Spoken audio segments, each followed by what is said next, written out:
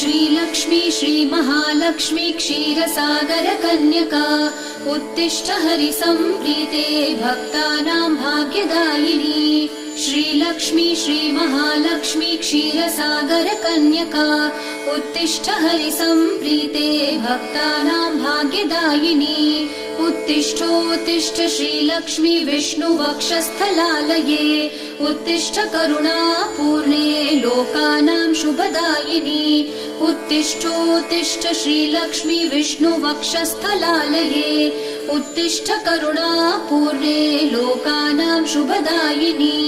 श्रीपद्ममध्यवसिते वरपद्मनेत्रे श्रीपद्महस्तचिरपूजित पद्मपादे श्रीपद्मजात जननी शुभपद्मवक्त्रे श्रीलक्ष्मी भक्तवरदे तव सुप्रभातम्।